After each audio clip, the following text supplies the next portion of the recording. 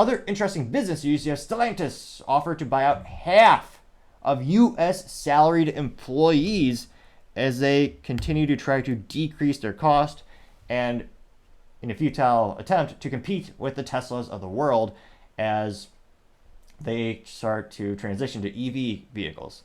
Although the Dodge Charger will still come with a ICE engine option, but instead of being the great V8 with a stick shift that everyone knew and loved, the new Dodge Charger will come with a straight six. So also known as 6 cylinders straight in a row instead of a V6, which is okay. BMW's done that for years. I mean, that's perhaps one of the most successful companies when it comes to that engine platform would be BMW. But again, it's all about managing expectations. To go from a Hemi V8 with a stick shift and more horsepower than what they had the Hellfint engine or 1,000 horsepower to now having an electric or a straight six option seems anemic at best. I can't help but think the popularity of the vehicle is going to decrease exponentially. Let me know if you still are going to be a fan of the new Charger, or it'll be interesting to see how many people just do engine swaps and put in a good old V8 in there, as the muscle car gods surely designed it to be. Now, this is thanks to an article by CNBC, and they noted that the voluntary separation packages will be offered to 6,400 of its 12,700 non-bargaining unit U.S. employees. This marks the second round of salaried employees this year for Stellantis that comes weeks after the automaker struck a tentative deal with the United Auto Workers to give them a record increase in benefits and salaries, all while pretty much every other industry is laying people off because of economic uncertainty, and the big three were already the most high paid in the industry already. Now, interestingly enough, with Ford and GM and a couple of the UAW they need to ratify the contract. So we have all these tentative deals, but the big elephant in the room, or the big union worker in the room, the real question is, are they going to ratify this contract? Are they going to agree to this, or are they just going to keep pushing for more and more? Again, of all the times, I feel like my 3 cents, I think like the big three being Ford, GM, and Stellantis, I think they have a little bit more bargaining power because, again, the automotive community, the auto market is down. Record high interest rates, economic uncertainty, and I think, anecdotally speaking, a lot of people I know are just trying to get their dollars stretched a little bit further and make their vehicles last. Now, it'll be interesting to see. Now, going back into this article, now this again thanks to Michael Wayland, and they noted that both GM and Ford have also cut salaried workers over the past year. And I believe GM, I want to say that was 4,000. Let's see here. GM has offered company, this is thanks to GM on LinkedIn. They say GM has offered buyouts to a majority of its salaried workers as part of its plan to cut the cost by $2 billion over the next 2 years. Interesting how you have the unions getting exponentially paid more. They're not having to take any cuts, but the corporates, they're cutting headcount. So it's not good when you're cutting people like the engineers from your staff, especially as your company's becoming an IT company, not an automotive company. But that's just my 3 cents. It used to be 2 cents, but 40-year hyperinflation, gotta be 3 cents. Now specifically, I was close. I said 4,000. So GM off looks like about 5,000 employees. That was in April 2023, which is literally a majority of their salaried workers.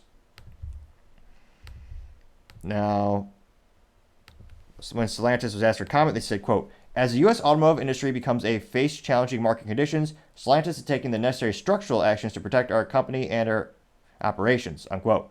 They continue to say, quote, as we prepare for the transition to EVs, Stellantis announced today that it will offer a voluntary separation package to assist those non-represented company employees who would like to separate or retire from the company to pursue any other interest with a favorable package with benefits. Now, they also know that this marks the second round of salary buyouts this year for Stellantis. In April, the company extended a voluntary buyouts to about 33,500 U.S. employees, including 31,000 hourly employees with at least 1 year of employment and 2,500 salaried non-union employees who had 15 or more years with the company. The UAWs, let me see here. The latest buyouts come weeks after the automaker struck a tentative deal with the UAW for the new contracts covering its 43,000 unionized workers. The tentative agreement by Stellantis and UAW still needs to be ratified by the union members. And the tentative agreement right now still includes a 25% increase in wages, including 11% upon ratification, a reinstatement of cost of living adjustments, which is ironic because the UAW hires politicians to cause inflation, as well as additional contributions for retirees, billions in new investments and other benefits, which, again, a lot of benefits they're asking for are the things that help contribute to the fact that they went bankrupt. Chrysler went bankrupt so bad they bought out by a European company called Fiat, which, I mean, Stellantis is the new parent company that was rebranded about a year and a half ago, I believe. And same thing with GM. GM went bankrupt in 2009, partially because of the unprecedented amount of fiscal impact that the UAW had. And Ford barely made it. They just had a very convenient timing with their... They had a very, very convenient time taking out a loan before the crap hit the fan when it came to the 2008 recession. So it'll be interesting to see. I mean, Chrysler's trying to cut their costs left and right. And how many engineers can you afford to lose? I mean, how many people at corporate can you afford to lose before it has an impact on the company? Will it have a greater impact than someone on the front line? I'm not seeing any news about people on the front line being laid off. Interesting. Can't help but wonder what the share... I can't help but wonder, again, I'm not a scientist, but if you click the subscribe button, it may kill the starting. May. Probably. Perhaps.